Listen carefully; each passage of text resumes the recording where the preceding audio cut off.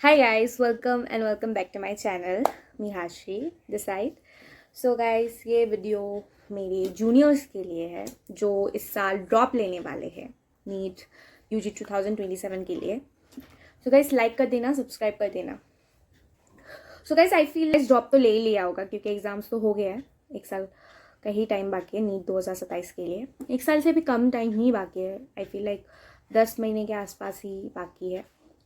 ये ना मैं बहुत सीरियस बात करने वाली हूँ क्योंकि ना बहुत से बच्चे ना इन 10 महीनों को बहुत गंदी तरीके से वेस्ट करते हैं. और वेस्ट करते कौन है पता है? और वेस्ट भी मैं बोलूँगी जानबूझ के भी वेस्ट नहीं हो जाता है वेस्ट, क्योंकि गलतियाँ बहुत ज़्यादा करते हैं. मैं ये नहीं बोलूँ कि आप बोलते हो ना कि कुछ बच्चे 12-12 घंटे मेहनत करते हैं, 13-13 घंटे मेहनत करते हैं, तब भी उनका सिलेक्शन नहीं होता. तो मैं वही बोल रही हूँ कि किस तरीके से वो अपने क्रूशल टाइम को वेस्ट करते हैं. क्योंकि तब मैंने भी ड्रॉप लिया था, तो मुझे भी ना फील होता था कि काश मुझे भी मेरा कोई ऐसा सीनियर होता जो एक्सपीरियंस है वो बता देता. क्योंकि सबसे ज़्यादा प्रॉब्लम किसको होता है? जो ऑनलाइन बैच लेके पढ़ाई करता है. क्योंकि ऑफलाइन में तो फिर भी एटलीस्ट टीचर्स बता देते हैं कि भाई तू ऐसे पढ़ ले वैसे पढ़ ले. ऑनलाइन में वो चीज़ नहीं हो पाती. ऑनलाइन में एक टीचर जब पढ़ाता है ना, तो देखो ऑनलाइन में नहीं हो पाती है क्योंकि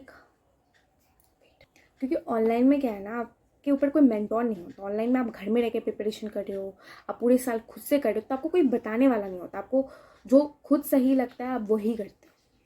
इसलिए मोस्टली बच्चे ऑफलाइन की तरफ जाते हैं ताकि उनके ऊपर एक टीचर हो, वो बता पाए कि ऐसे प्रिपरेशन करो, ऐसे करो, ताकि एक अटेंशन दे पाए.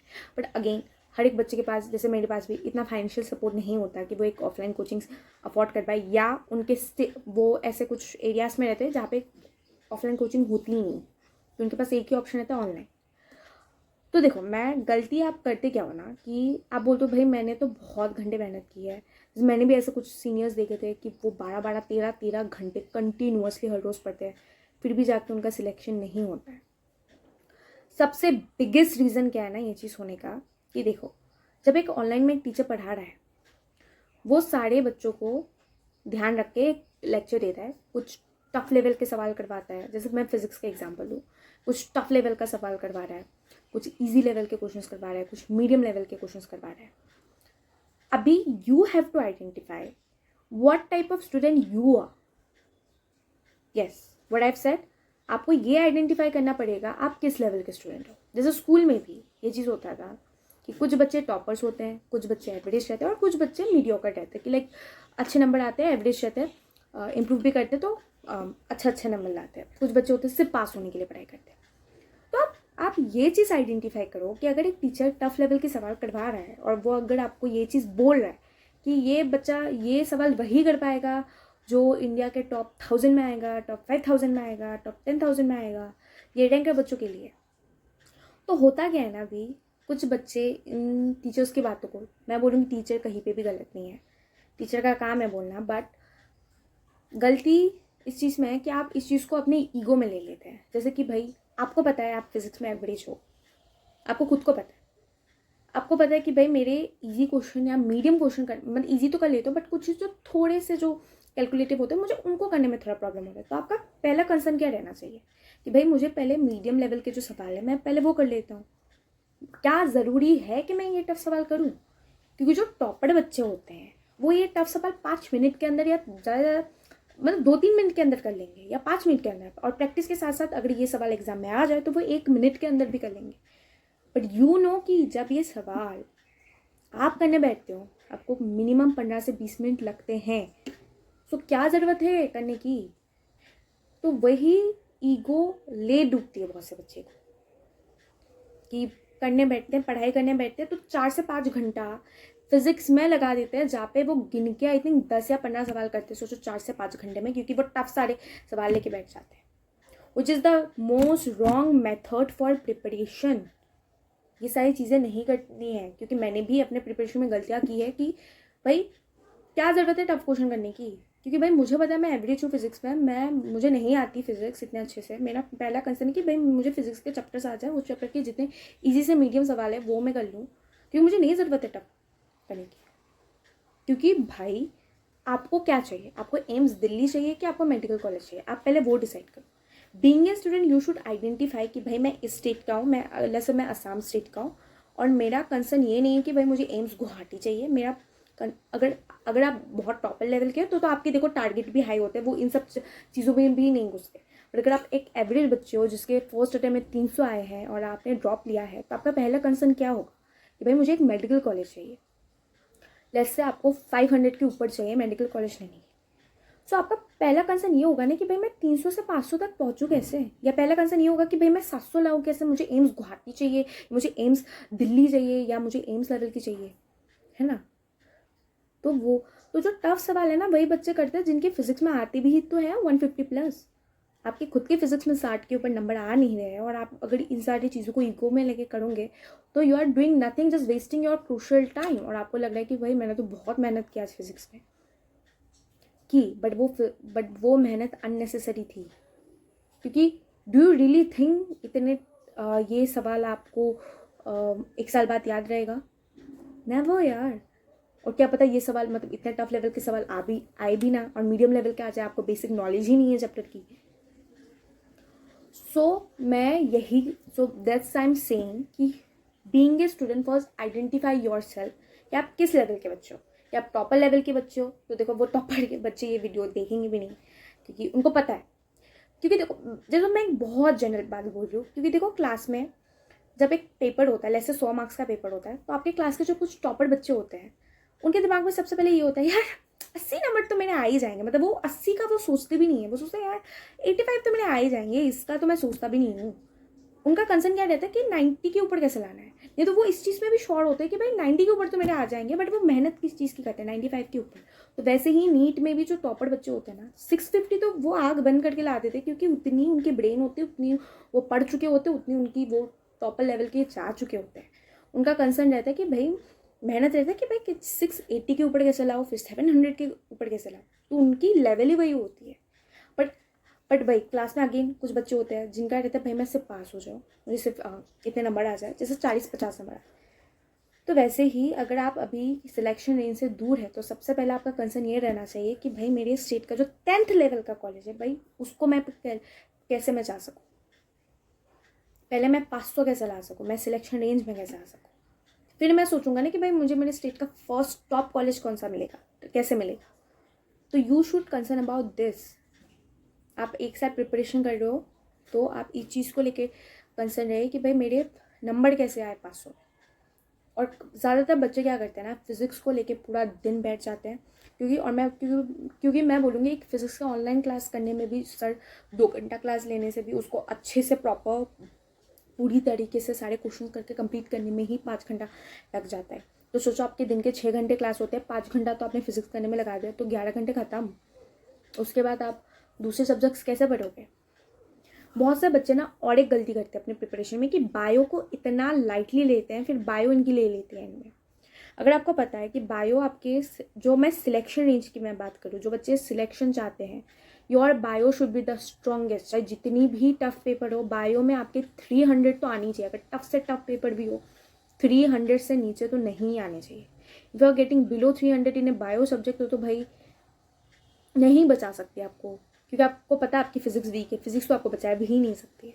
तो bio should be the strongest. Bio जितने अच्छे से हो सके कर लो, क्योंकि बायो का अगर टफ से टफ पेपर भी आ जाए वो एनसीईआरटी से ही आएगा। सिर्फ क्वेश्चंस में कभी कभी बायो में भी मैथ्स मतलब थोड़े मैथमेटिकल या कैलकुलेटिव सवाल पूछते हैं, जैसे आपके जेनेटिक्स के कुछ सवाल हो जाए, फिर आपके इकोलॉजी के भी कुछ सवाल होते हैं, फिर आपके सेल बायोलॉजी के भी सवाल होते हैं, यहाँ से पूछे। तो अगर आप उनके टफ सवाल अच्छे से कर लोगे, क्योंकि वो ईजी होते हैं, उनमें अच्छे से आप अगर पढ़ लोगे ना आपको हो जाएगा। तो आपका बायो अगर आपके बायो में ही 320 टफ पेपर की मैं बात करूँ 320 330 अगर बायो के टफ पेपर में आ जाए तो आपको रेस्ट आपको पता है कि भाई मेरे स्टेट में सिलेक्शन 520 में 530 में हो जाता है। मैं एक स्टेट का एग्जाम्पल लेके बता रही हूँ, आई डोंट नो आपके स्टेट में हाई भी मार्क्स हो सकता है, बट मैं असम के अकॉर्डिंग बता रही हूँ कि भाई असम में ऑलमोस्ट 520 530 में हो जाता है selection in A tough paper. आपके 320 बायो में आ गए तो रेस्ट आपको कितनी मेहनत करनी है, 200 मार्क्स की मेहनत करनी है, राइट। तो अभी आपका सेकंड कंसर्न है कि भाई मेरी बायो मुझे स्ट्रॉन्ग कर ली मैंने या मुझे स्ट्रॉन्ग करनी है।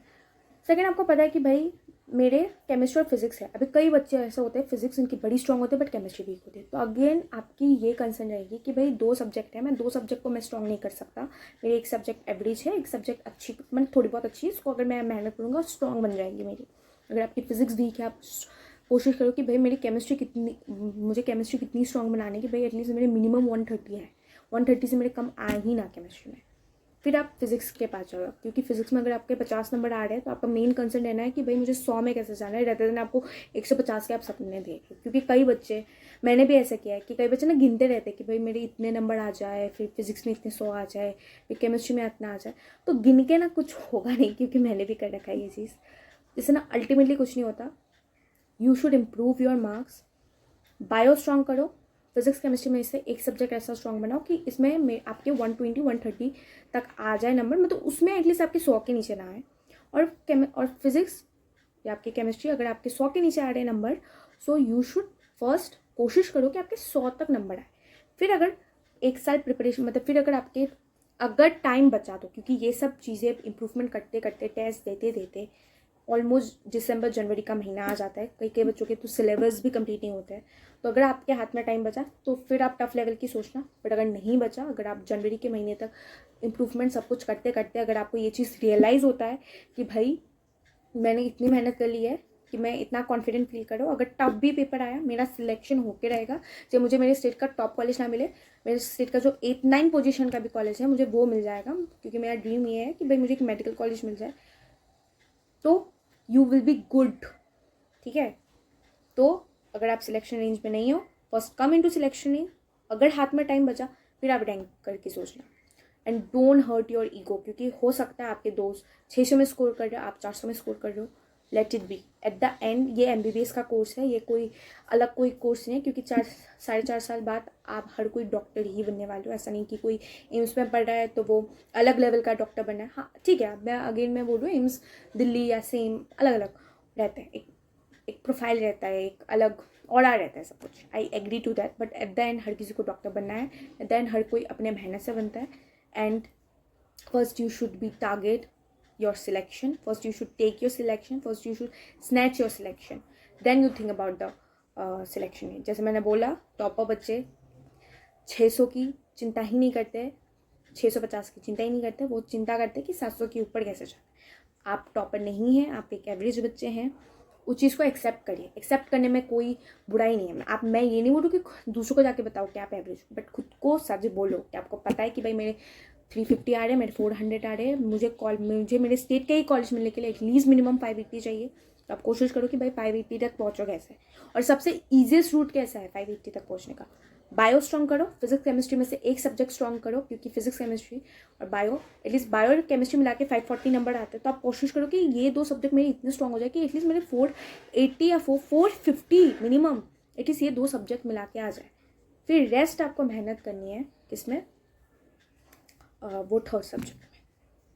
सो that's the little guide to my juniors, because मेरे टाइम में मुझे किसी ने गाइड नहीं किया था। और सबसे ज़्यादा ना देखो, कंटेंट बहुत अच्छा मिलता है ऑनलाइन में, बट सबसे कम सिलेक्शन भी ऑनलाइन के बच्चों का ही होता है। द रीज़न बीइंग बच्चे मेहनत बहुत करते हैं, बट गलत डायरेक्शन में मेहनत करने की वजह से सिलेक्शन नहीं होता है। तो आप प्लीज़ डिमोटिवेट मत हो कि आपने देखा कि किसी ने 12 घंटे पढ़ा और उसका सिलेक्शन नहीं हुआ। तो 12 घंटे पढ़ा क्या उसने भी वही गलतियाँ की कि पूरा दिन फिजिक्स पढ़ लिया, फिर इंपॉर्टेंट सब्जेक्ट में मेहनत नहीं की। So just my humble request to all of the students जिन्होंने नीट 2027 के लिए सिलेक्शन के लिए मेहनत की, मतलब दे स्टार्ट प्रिपेयरिंग। और अगेन नीट 2026 का आई थिंक CBT मोड में पेपर होने वाला है, तो मे बी टफर ही रहे पेपर, क्योंकि उसमें ना जल्दी जल्दी टिक हो जाएगा, MR का वो प्रॉब्लम नहीं होगा। So that's why I am saying, तो पेपर टफ होते रहेंगे। और टफ पेपर में अच्छी बात क्या होती है ना, 2 सब्जेक्ट अच्छे से रहने से ना थर्ड सब्जेक्ट में उतनी मेहनत नहीं करनी पड़ती। और अगर इजी पेपर में भी मैं बोलूँगी ना, इजी पेपर जो आज से 3 साल पहले भी होते हैं ना, फिजिक्स में टॉप सवाल नहीं पूछे जाते थे, जो मीडियम लेवल के जो सवाल पूछते थे, जो एक मतलब एवरेज बच्चा भी कर ले, ऐसे सवाल पूछे जाते थे। So don't worry, physics weak है तो सबसे पहले स्ट्रॉन्ग कैसे करना है, ईजी टू मीडियम सवाल के सारे सवाल करो, और अगर टाइम बचे तो टफ सवाल के और जाना, नहीं तो फालतू में अपने टाइम वेस्ट मत करना। It's my humble request. So guys that's it for today. अगर आपको और कुछ गाइड चाहिए या मेरे शॉर्ट नोट्स चाहिए, मैं आई फील लाइक मैं शॉर्ट नोट्स में एक वीडियो बनाऊँ। So that's it for today, thank you, bye.